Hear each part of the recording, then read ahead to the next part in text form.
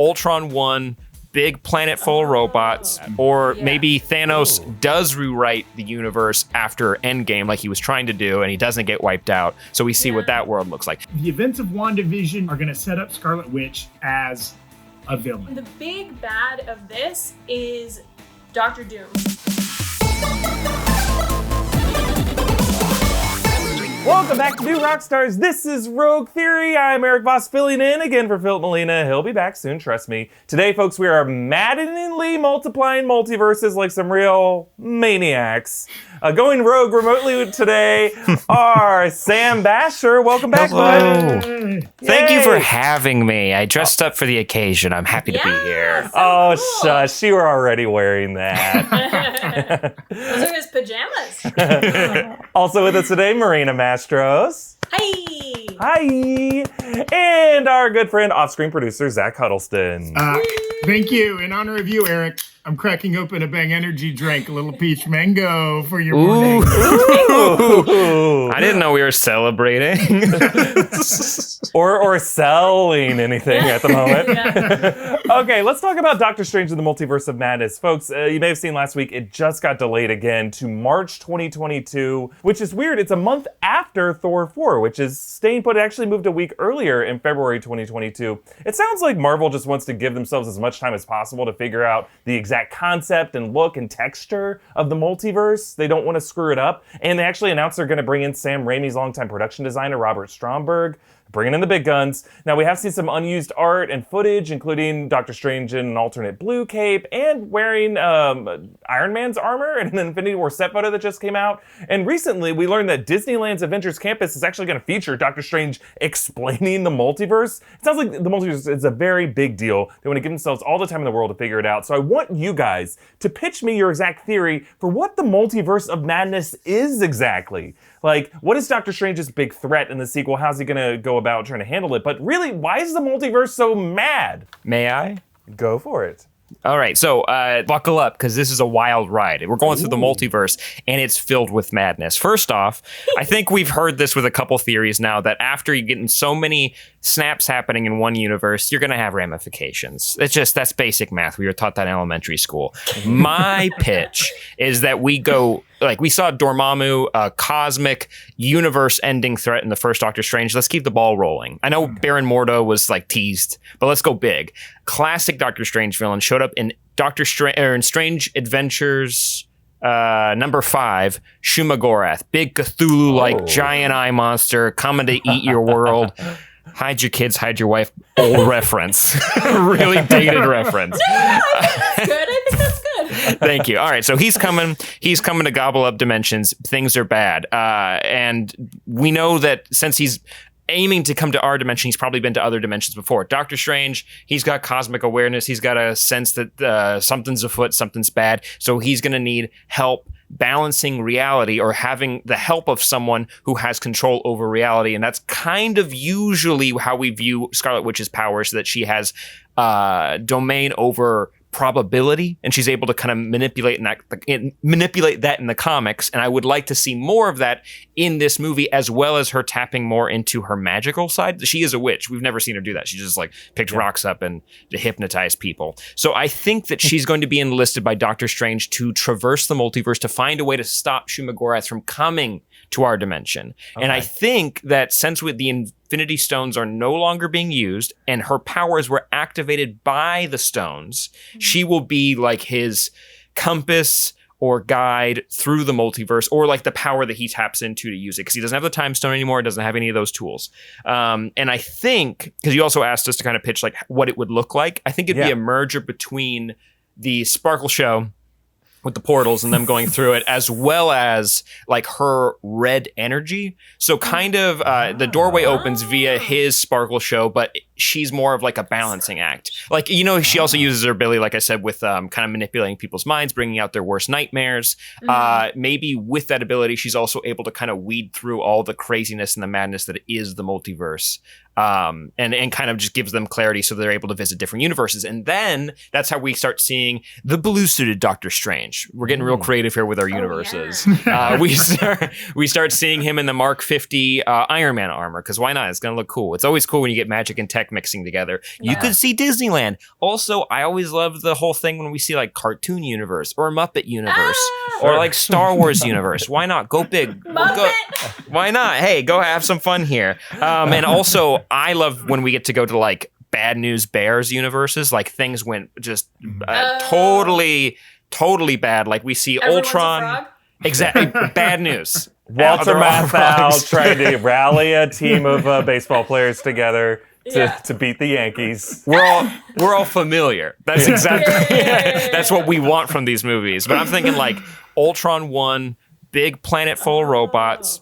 Nobody wants that. Or maybe Thanos does rewrite the universe after Endgame like he was trying to do, and he doesn't get wiped out. So we see what that world looks like. Anyways, just pitching that. I love that nightmare dimensions, and you see each dimension to see if like Red Skull won, and if Dormammu won. Yeah, like each nightmare flavor is great. Like I want to see that, and maybe bring Dormammu back. If we're going through the multiverse, we saw the multiverse of Doctor Strange 1. He was a big feature in it. He's like a roadside attraction. We're gonna have to go check in on him and see how it's going with Caecilius. That's what Mads Mikkelsen. Yeah. That's what his role was wasted on. Yeah, it was Caecilius.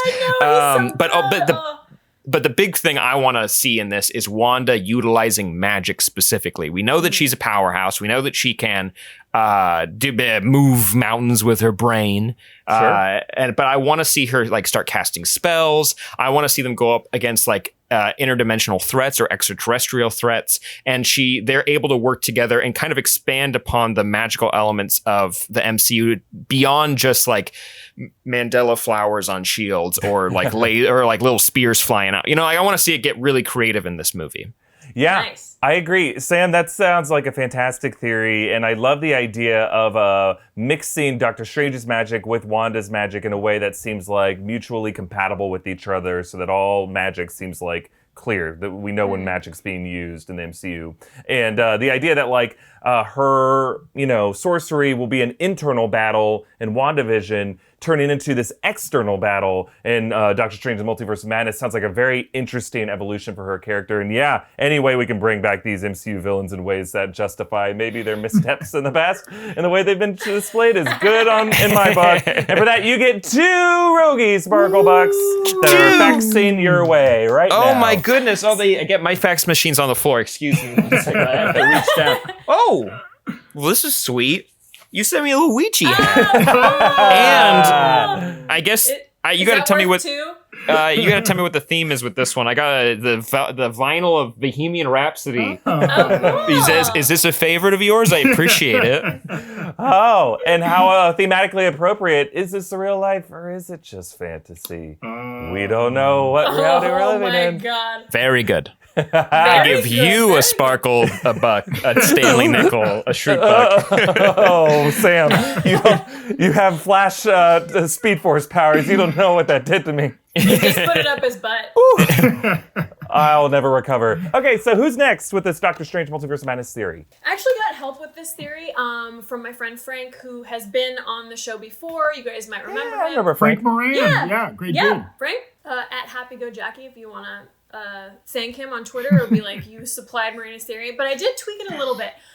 So basically the plot of Doctor Strange 2 is that Wanda has her show, right? And she is discovering her powers, and she realizes that they're too much and she needs help controlling them. So beginning of Doctor Strange, boom, Wanda shows up going, hey, I need your help. She's tapped into these powers that she's not sure how to handle. And that's how things start rolling. Okay. But Doctor Strange is dealing with the ramifications of everything that happened in Endgame, which is a lot. I mean, he went through and saw, 14 million or billion, whatever, universes and possibilities and timelines. So he's a little off his game. Sure. And the big bad of this is Doctor Doom. Because he needs... So Doctor Strange doesn't know that Doctor Doom is bad yet. He's just a scientist who also uses magic, just like him. So he goes to him for help because he's tired, he's exhausted. he just like, and also he's humbled, right, by this point. So he's going to him genuinely for help with Wanda. And Doctor Doom is like, yeah, cool. Like, I'll help you figure out like the multiverse and I'll help you figure out her powers. But the reason that he's actually doing it is to bring back his mother from Mephisto. Oh, yeah. Interesting. Cool. So Mephisto has his mother in hell or wherever you want to call it. And because he's a demon. And so Doctor Doom is telling them that he's on their side. They think he's a good character. But really, he's doing it for his own reasons. So, the only way to stop Mephisto and Doctor Doom and get control of everything is to release a huge amount of power, and only Wanda has that power, but she's not in control of it yet. So, she starts just releasing her power to stop this demon and this doctor and this villain. And we're going through her mind. She's controlling everything, and it's just boom, boom, boom, boom, boom, switching, and it's totally out of control. And the only way that Doctor Strange can stop her, she's not meaning to be bad, but she's out of control, is by putting her in her own dimension, in her own entire universe, in this multiverse. So he locks her in her own thing, gets control of everything. He keeps her in control until she calms down or whatever, puts the villains in their place, movie ends, great. Post-credit scene, okay? Because Doctor Strange broke this rule, he's f***ed up this universe somehow. There's a crack, and that's how we see the Fantastic Four come into our universe through this crack that Doctor Strange has created, because they were off in this other universe, and then cut to black, and everyone's like, we need the next movie, ah! Oh, and also for the Disneyland thing. There's more? This is long. Sorry. In this movie, in Doctor Strange 2, when they're cutting through all these universes, one of them is just Disneyland. Oh, and they perfect. Just land in Disneyland, and he's like, huh. And then when you go to actual Disneyland, where he shows up to like host the little like tour or whatever is where they landed in the actual movie. Oh, I love that. Like that. Yeah, but they're just like eating churros or whatever. Yeah. Yes, please. I love this. And I love the idea of Doctor Doom tying into the story because, yeah, it seems like this is a natural entry point for Victor Von Doom. And the idea that he could be like this kind of kingpin figure who's scanning the multiverse, trying to find one where his loved one is still alive or still safe. So, like, it gives him, like, a sympathetic drive to, but also, like, you can understand why he's trying to exploit this mission for his own personal needs. He's not a monster yet, but he will be by the end of the movie. We'll see how he like gets a bad there. Person. Yeah. Very nice. So, Marina, for your theory, I'm going to award you 1 Sparkle Rogie Buck. Ooh. Wow. He turned into a highlighter. Whoa! See, on your end, the Sparkle Bucks transform into whatever your heart desires. Yep. Which Marina has some paperwork she's got to do, I guess. Yeah, I need to know what's important. Zach. My theory is based on the MCU Phase 4 timeline. The events of WandaVision, maybe leaking through Loki and some of the other MCU movies that come before it, are going to set up Scarlet Witch as a villain. Okay? Ooh. In the WandaVision series, we see her brilliant, powerful mind kind of break, right? Maybe some shades of the House of M storyline from comics. Who knows? Maybe we even get like kind of a false resolution. And by the end of that limited series, oh, she's gone nuts, but they're able to rein her back in. And maybe, you know, the ghost of Vision calms her down or something like that. Maybe she's even put into some kind of like stealing off of Marina's theory there. Maybe she even kind of goes off, puts herself into her like little coma multiverse or whatever, right? Okay. And she kind of awakens in Multiverse of Madness. And this is, boom, it's Doctor Strange versus Scarlet Witch. Right? Oh, wow. And so I think like Doctor Strange is going to be tasked with like trying to stop Scarlet Witch on whatever kind of insane path. Maybe she's being manipulated by like some very dark forces that realize how powerful she is, and that's only making her worse, right? Doctor Strange has to like hop through multiverses to try to get some kind of MacGuffin or chase her down or stop all the damage she's doing. And I'm stealing this a little bit from previous theories too. Like you mentioned, like what does this look like? I think like Doctor Strange keeps opening his portals and, you know, Scarlet Witch keeps doing her bewitched, you know, nose wiggle or whatever, right? And like those two visual motifs kind of collide, right? And so like the second, Doctor Strange has opened up a portal and walked into a new multiverse, boom, something happens and the whole thing turns black and white or something like that, right? Or cool. like, Scarlet Witch is transported and then, in walks Doctor Strange and they're kind of chasing each other using these visual motifs. Because I think like nobody can use that kind of almost cartoonish visuals better than Sam Raimi. My second favorite Sam. And so Sam Wilson, of course, being my first favorite. Figured. Sam, you've made the top 10 Sams up. Yeah, and so I think like he's able to use that, we get, I'm not saying the whole movie will be like this, but we're going to get just an awesome 10-minute montage, kind of like Marina and Sam have hinted at, of just like going through wacky, crazy. It can even be like those old school like Marx Brothers bits with the, a bunch of doors in the hallway and people coming in and out of the doors, but it's multiverses, and they're chasing each other and somebody's coming in the wrong way and all this kind of stuff.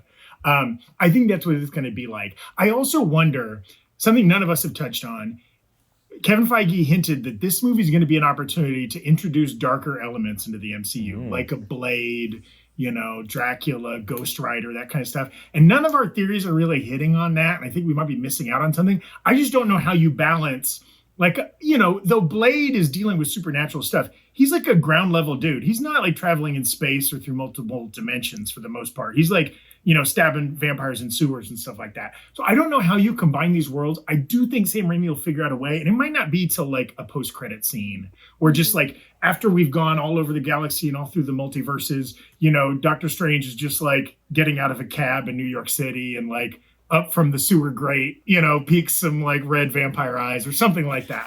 I don't know how it's going to work, but there will be a little bit of that kind of ghost and goblin spice in this movie too. Oh my God, I just got so excited by that idea. Oh my God. I need Blade. Yeah. What if he was like a Ghostbuster? Like, what's Doctor Strange been doing in between? Has he been like saving the universe? Like, no, he's got like, he like gets werewolves out of like basements or whatever. Like, he gets different Draculas out. Like, you could, Marvel's got plenty of those characters. He like fights Frankensteins. You guys get it.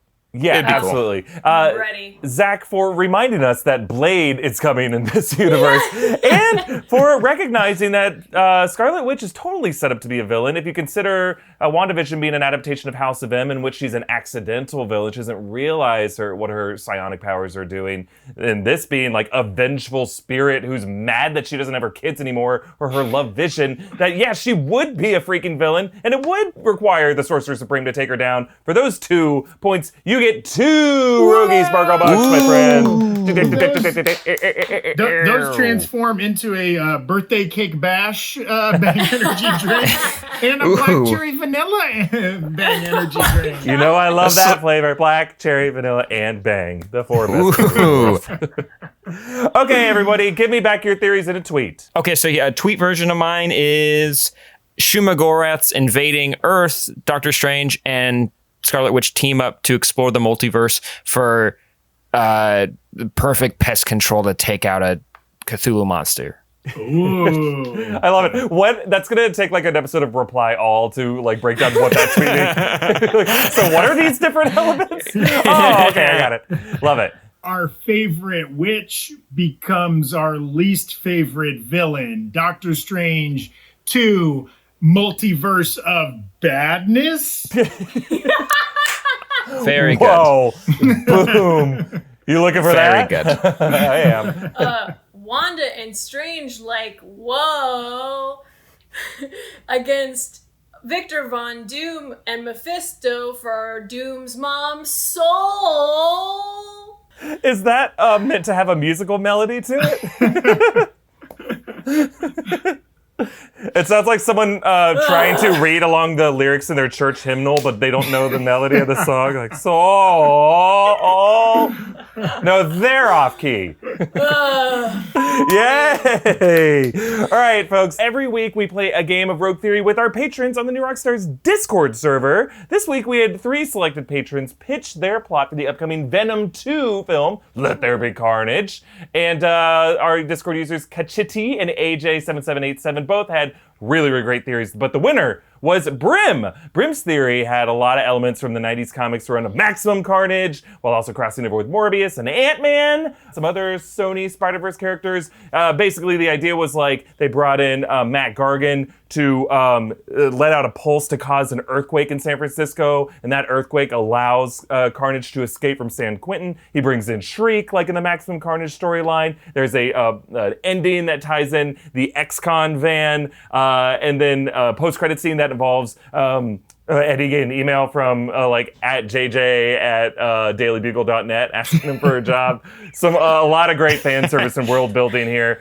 What do you guys think about this idea? I love a good, why not in your fan theory plot ignore copyright ownership and just include the things you want. Don't worry about who owns what rights. I love it.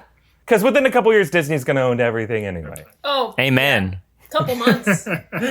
Buy me out, please. Yeah, really. Okay, well, let's move on to our second topic. We're going to talk about drafting our Avengers. So you may have seen this week. Entertainment Weekly made some wave on Twitter when they put out a list of all the MCU characters with dollar values attached to them, and then challenged all of us to draft our own Avengers using a total of $15, probably inspired by the NFL draft, which was also happening at the same time. Sports also happen in our universe. News to me. Lots of people are arguing over the values assigned to the heroes to begin with. They're like, are they really worth $3? That's not necessarily fair. But we can get into that. I want to know from you guys. Go Rogue, tell me, what would your $15 Avengers draft look like? I mean, mine's basically God tier, if I may just kick it off here. There's no way anyone's going to beat this team. Thanos? Yeah, more like... No. No. You're so close. Wow. You're so close. I had a full little tiny baby stroke there. Thanos, more like bad, no. More like boo-nos. There we go. Nailed it. Landed the plane.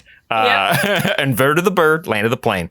So first up, easy. Just and you guys would understand that this makes sense. For $4, Ant-Man, because he not only is regular size, but he can be small and big. Did you see how he was just stomping on whales during that fight at the end of Endgame? Psh, all right, nice try. Yeah, no one's gonna beat that. Next, Groot, because he can get. We haven't gotten here yet, but we know he's gonna become supersized, right? He was really tiny. He was adult size, and there's no way we're not gonna get massive Sequoia giant Groot stomping on MFers. So I'm really excited about that. Next, you gotta do Scarlet Witch. We were talking about her before. She warps reality. I think that makes sense. Self-explanatory.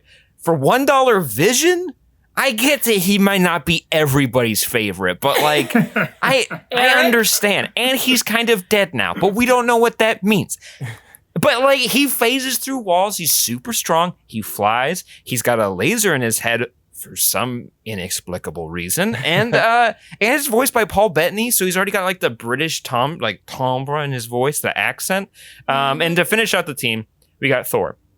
I'd rather have fat Thor, chubby Thor, thick Thor. Just because I personally enjoyed him more. Now he's got an axe instead of just a regular old boring hammer that you can't even cut stuff with. So you've got God tier Thor, literal king of Asgard now. You got Vision for $1 goddamn dollar. I wanted to actually get 15 Visions and then no one's going to beat me. But I guess if we're not going to do that. It's just a bargain. It's just a bargain. Scarlet Witch makes sense, teaming up. Ant-Man, because you want to have the biggest guys you can possibly have on your team. The biggest they are, the harder they fall is what the saying is. But you get what I'm saying. And then Groot, because I want to see him, I want to see adult-sized Groot again. I want to see baby-sized Groot again. Sometimes in comics, he can cut off his arm and it becomes a little baby Groot and that runs off. So it's a little drone. So he can have a bunch of those. There's a lot of elements here that gets really creative when you get into the fighting scenarios. And that's what I'm excited to see. Also just you guys can go, but that's the perfect roster. So that's great. That's great. And also a steal. Sam, for recognizing Groot and Ant-Man's true potential, these guys are too overlooked in the MCU, in my opinion. And if you saw that Endgame final battle, those guys were wrecking shit. You're totally right. But I would give you another one if you didn't include Vision, because my feelings on Vision. You get one Rogie Buck for your draft picks. Yay. I appreciate it. Okay, sorry, fax machine's down here. It's coming out. Oh, wow. You splurged for this one. Yes. is this a Nintendo Switch? That's sweet. And Animal Crossing New Horizon with a whole island set up. Thank you so much. That was very sweet of you to do all that work. It was your own heart. It was in you the whole time, God of Thunder. Thank you. Different universe because you're Flash, not that bad. Whatever. Who's next with their draft picks? Okay, I'll go next. And I had a lot of different routes I could have gone here. You know, I'm a true Moneyball Avengers drafter. Okay, I'm looking for value. All right. And Who bats the most RBIs? That's right. And so I was like, obviously Vision is a steal. I think Scarlet Witch is undervalued. For some reason, Happy cost $2. What? Vision a boxer. cost $1. Like Happy, who literally just drives and like runs away from explosions, and as we saw in Iron Man 3, makes terrible management decisions sometimes. But so what I ended up settling on is like a new version of the classic lineup, right? So instead of Cap, we do Bucky, only costs $1. Instead of Iron Man, we do War Machine, also $1, right? Instead of Hulk, I went Drax. Only because he's another green guy. He's strong. He's kind of like, his brain works at a different level than everybody else. He's not bringing what Smart Hulk is bringing, but, he's still like, he's shirtless. He's bringing that to the party. Yeah.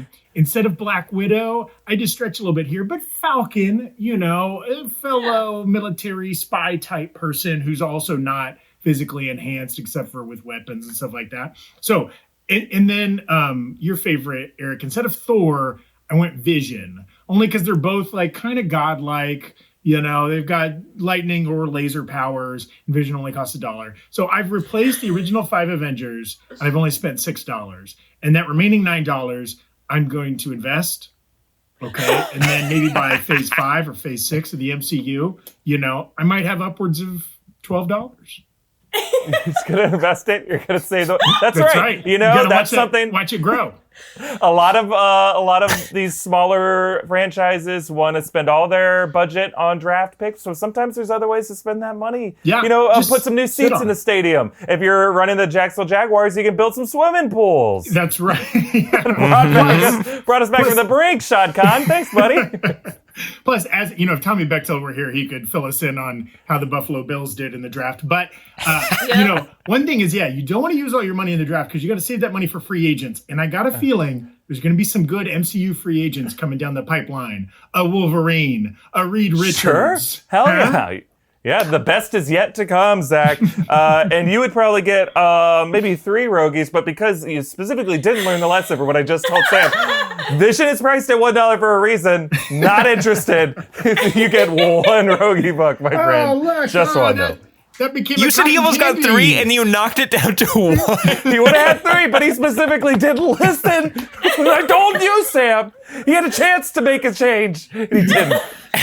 Also, worth pointing out, Happy Hogan's on here, and Captain Marvel is nowhere to be seen on this whole list. Yeah, it's a bit crazy. Yeah, people just like Favreau. I think somebody tweeted that and somebody responded like, because Captain Marvel would have been $16 by herself or something like that. Sure. I don't know. Right. I think it's more an oversight. But sorry, I didn't want to skip over it, Eric. That buck turned into a cotton candy bang. Wow. All right. Marina, what is your draft pick? Okay, great. First of all, I learned my lesson a long time ago, and Vision is nowhere near my lineup. And for that, you get 1 Rogie off the bat. Oh my God.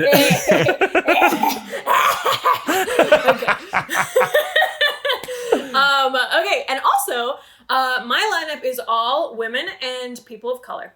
So, I'm starting off with, of course, Scarlet Witch. For $2, which is just a steal, and also she is insanely powerful. And I don't even think that we've seen the limits of her power yet, so obviously I want her. I want Gamora, who is, per Thanos' words, the fiercest woman in the galaxy. And Black Panther, of course, who costs $4 but is well worth it. Yeah. And Wasp, because she can do everything Ant-Man can do, but she has better judgment. And she can fly. Judgment to just put wings on your suit. Yeah, and she can fly. And a cleaner criminal record, too. Yeah, she's literally better in every way.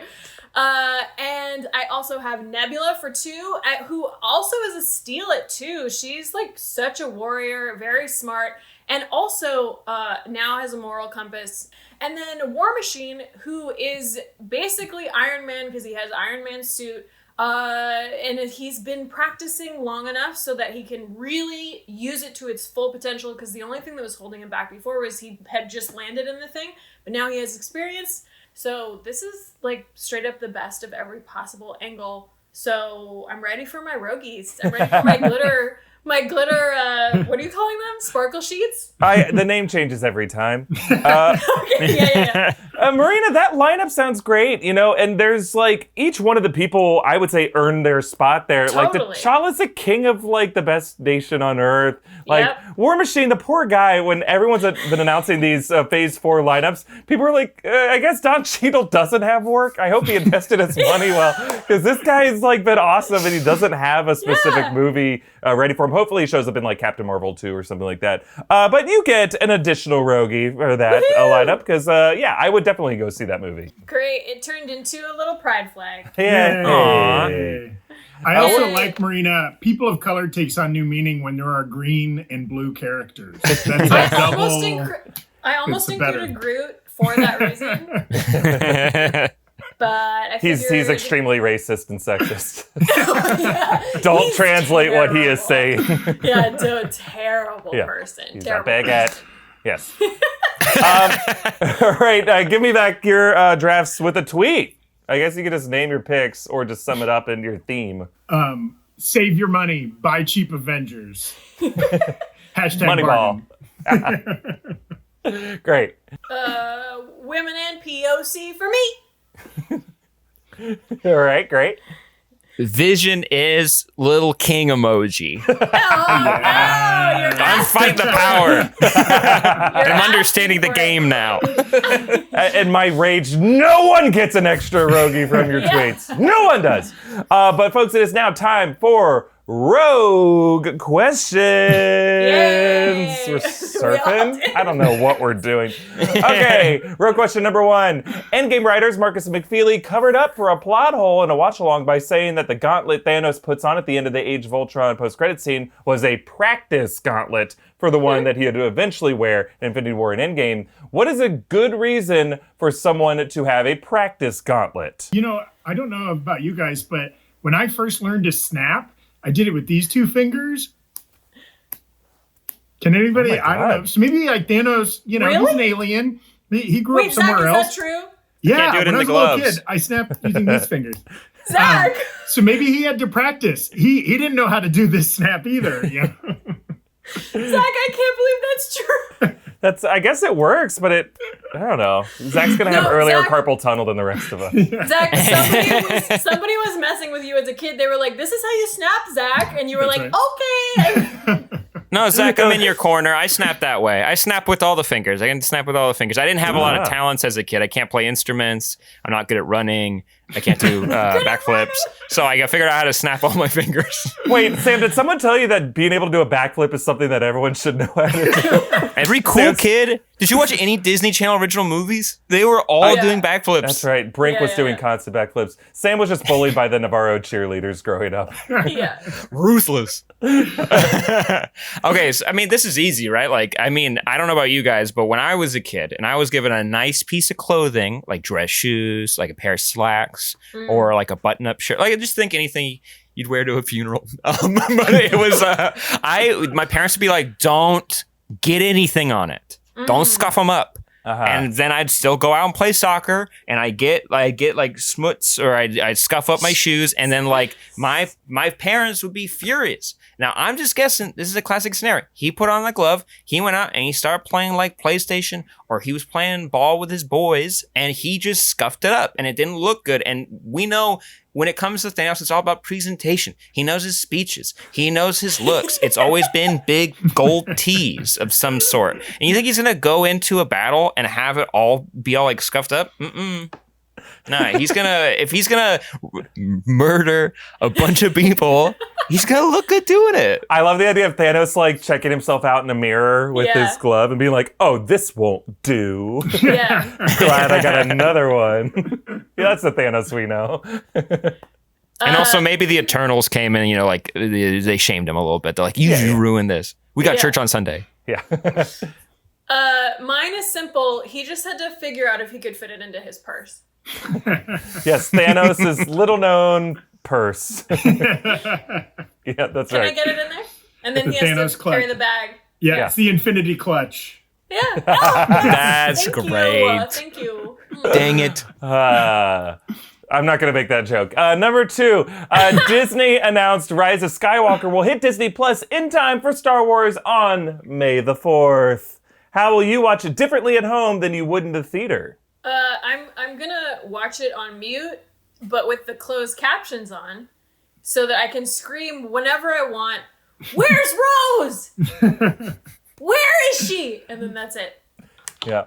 And then your neighbors will think like, "Oh, we're watching Titanic." Yeah.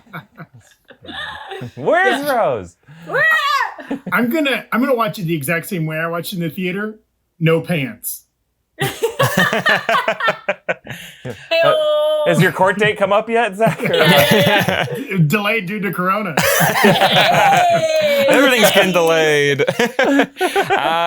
I'm gonna watch it with fresh eyes because I still have not seen that bad boy. It just slipped right by me. I know. Hey, I'll take the heat. I've seen Cats twice, and I've seen Rise of Skywalker a total of goose egg. And I've made good decisions. Those are good decisions. You know what? If you've seen Cats twice, you can do whatever you want. That's right. Free pass. You are God mode. Yeah. God bless you. God bless you.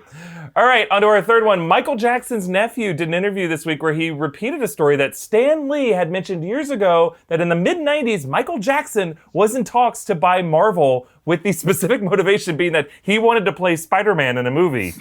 Ooh, dodged a bullet. What iconic musician would have been great to see as an MCU character? And can you give it to me in the form of an impression of that actor singing in character?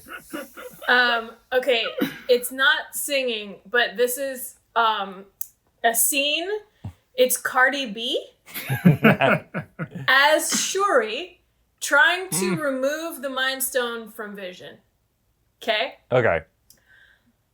Yo, leave me the alone. I'm trying to do like science and shit. I'm trying to do like let me do this neurons. Okay, I'm gonna move the neurons, but you all up in my ass. Hold on. I'm trying to do like science. All right, lovely. I bleep it. You're Who's next? I was real nervous about this one just because impressions and singing are not my strong suit, but I will be performing today Captain Marvel as Billie Eilish. Where are you going? I'm just gonna go kill Thanos. I can't do more for everyone's sake, but you get the gist. That's very funny. Also, just putting it out there, I think she'd be a good Gwen Stacy if they wanted to do Spider-Gwen in real life because she's got the hair. I think it'd be good. Just putting it out there. Continue. Yeah. She has a tough energy too. Like you could believe her kicking some butt.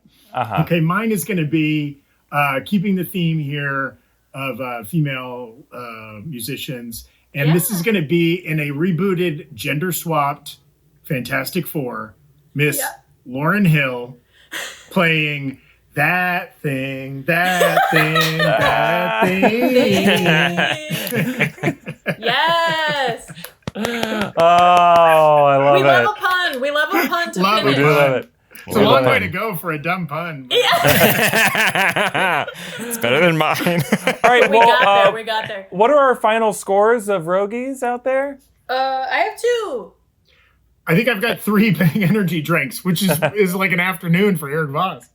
And I got a Nintendo Switch, Bohemian Rhapsody vinyl, and a Luigi hat. You have 3. So 3. Well, Sam, with that ASMR that's going to give me something later to Infinity Clutch, I give you another Sparkle Rogie Buck. Oh my That makes you today's winner. Yay! Thank you. I mean, should I show what it came through as Yes, through the please. fax machine? Is that an open can of seltzer. Thank you. And it's still cold. I love how Sam, I think for the most part, has used his fingers to cover up certain logos. As if this is like Try my best. This is a commercial. unallowed product placement. Thank you. Well, Sam, as the winner of today's episode, you are rewarded a wish that you get to bequeath upon your other two co-hosts. So what would you like them to do for you today? All right, so as a group, I would like all of us, I'll participate too. We're all in this boat together, just like this quarantine. I want to sing, all of us, the Office theme song. Now, those are just beats and tones and whatnot. But I just want to do it all together. Here, I'll do it first, and then we can just join in whenever you want. Yeah, I love it. Okay. I don't remember it. 5, 6, 7, 8. Dun, dun, dun, dun, dun, dun, dun, dun, dun, dun, dun,